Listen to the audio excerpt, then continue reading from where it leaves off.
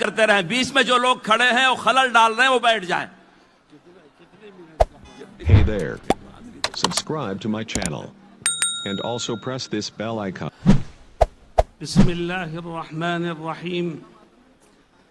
الحمد لله رب العالمين والصلاة والسلام على سيدنا محمد وعلى آله وصحبه أجمعين.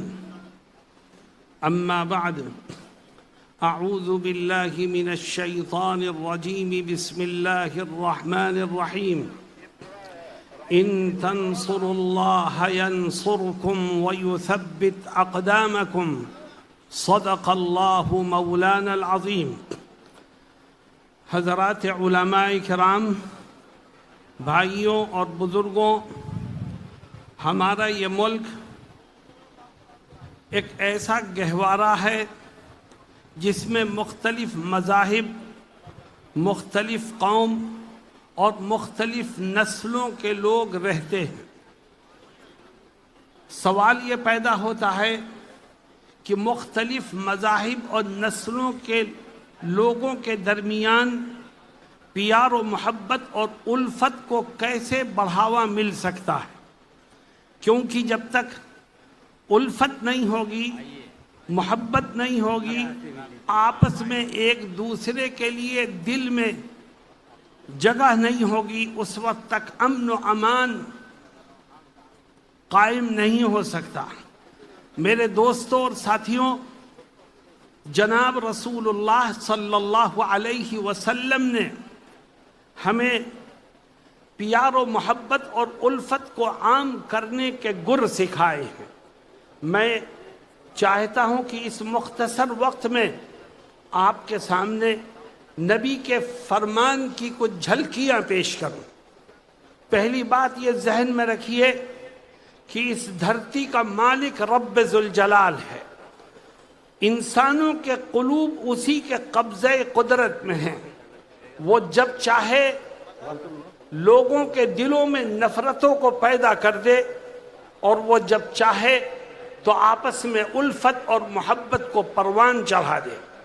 چنانچہ ایک حدیث میں نبی کریم صلی اللہ علیہ وسلم فرماتے ہیں, حدیث قدسی ہے, کہ اللہ یہ کہتا ہے, انا ملک الملوکی انا مالک الملوکی قلوب الملوکی بیدی. میں شہنشاہوں کا شہنشاہ ہوں, میں بادشاہوں کا بادشاہ ہوں, تمام عمرانوں کے دل میرے قبضے میں ہیں.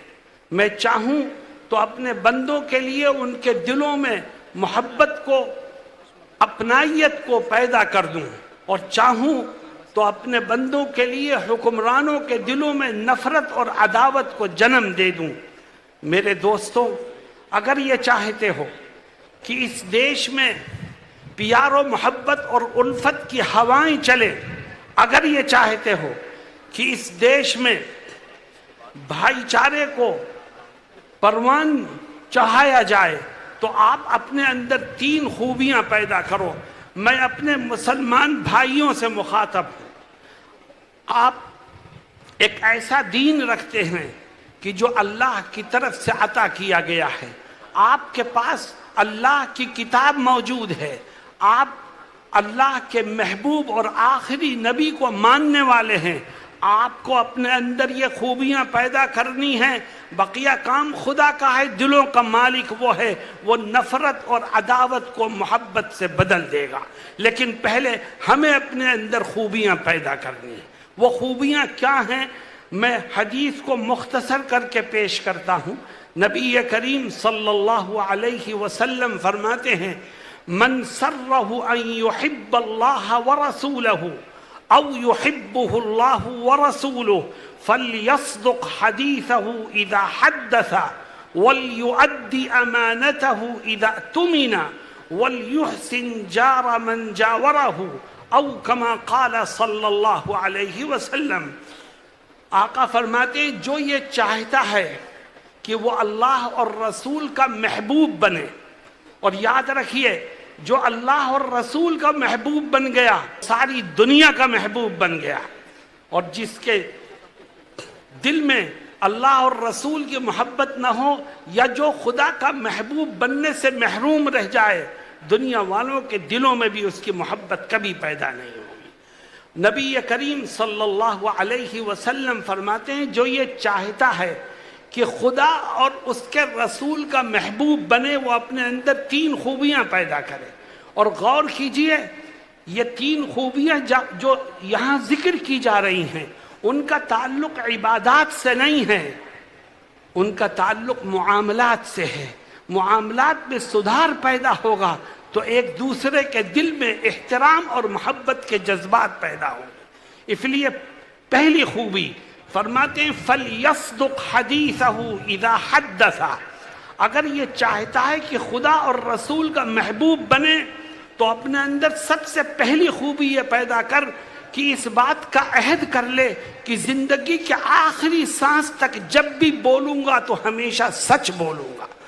میں گفتگو کروں گا ہندو سے تب بھی سچ بولوں گا، مسلمان سے بولوں گا تب بھی سچ بولوں گا، سکھ سے، عیسائی سے، کسی بھی انسان سے بولوں گا تو سچ بولوں گا۔ میرے دوستو، اگر سچائی کے دامن کو مضبوطی سے تھام کر مسلمان مذہب سے اوپر اٹھ کر محض انسانیت کی بنیاد پر سچائی کا عادی بنے تو میں آپ کو یقین دلاتا ہوں کہ اس کی برکت سے اللہ دشمن کو بھی دوست بنا دے گا۔ لیکن آج مسلمان جھوٹ بولنے، جھوٹی گواہی دینے اور بے ایمانی کرنے میں ہر ایک سے آگے بڑھنے کی کوشش کرتا ہے۔ یاد رکھیے، جب تک خدا کے احکام کی پابندی نہیں ہوگی اس وقت تک حالات بدلنے والے نہیں ہیں۔ اس لیے آئیے ہم یہ طے کریں کہ چاہے ہندو بھائی سے گفتگو ہوگی یا مسلمان سے، سکھ سے ہو یا عیسائی سے، جب بھی بولیں گے تو ہمیشہ سچ بولیں گے۔ اللہ کے نبی حضرت محمد مصطفیٰ صلی اللہ علیہ وسلم فرماتے ہیں الصدق ینجی والکذب یہلک، کہ سچائی انسان کو نجات تک پہنچاتی ہے اور جھوٹ انسان کو تباہی اور بربادی کے گہرے غار میں ڈال دیتا ہے۔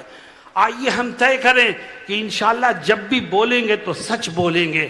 ہم سچ بولیں گے تو خدا اور رسول کے محبوب بن جائیں گے، اور جب اللہ اور رسول کے محبوب بنیں گے تو اللہ اپنے بندوں کے دلوں میں خود بخود ہماری محبت کو پیدا کر دے گا، اور یہ نفرت کی فضا ختم ہوگی، امن و امان کی فضا قائم ہوگی۔ دوسری خوبی فرماتے ہیں وَلْيُؤَدِّ أَمَانَتَهُ إِذَا اؤْتُمِنَ، اگر تم یہ چاہتے ہو کہ خدا اور رسول کے محبوب بنو تو اپنے اندر دوسری خوبی یہ پیدا کرو کہ آج سے اس بات کا عہد کر لو کہ زندگی کے آخری سانس تک جب کسی کا کوئی حق میری طرف نکلے گا، کسی کی امانت میرے پاس ہوگی تو میں ایک ایک پائی کا حساب کر کے اس کے حق کو ادا کر دوں گا، چاہے وہ حق ہندو کا ہو، چاہے مسلمان کا ہو، چاہے سکھ کا ہو، چاہے عیسائی کا ہو۔ اسلام ہمیں اس بات کا پابند بناتا ہے کہ ہر ایک کے حق کو ادا کرو۔ میرے دوستو، اگر ہم ہندوستان جیسے ملک میں ہندو بھائیوں کے حقوق کو، سکھ بھائیوں کے حقوق کو، عیسائی کے حقوق کو، مسلمانوں کے حقوق کو ادا کرنے والے بنیں گے تو اللہ رب العزت اس کی برکت سے نفرت کی فضا کو محبت میں تبدیل کرے گا، اور جن لوگوں کے دلوں میں عداوت ہے ان لوگوں کے دلوں میں پیار اور الفت کی بیج کو بو دے گا۔ لیکن آج مسلمان کا حال یہ ہے کہ بھائی بھائی کا حق مار رہا ہے، بھائی بہنوں کا حق مار رہے ہیں۔ بتاؤ خدا کی رحمت کے دروازے کیسے کھلیں گے؟ جمعیت العلماء یہ علماء کی جماعت ہے، یہ آپ کو دینی رہنمائی آپ کی کرتی ہے۔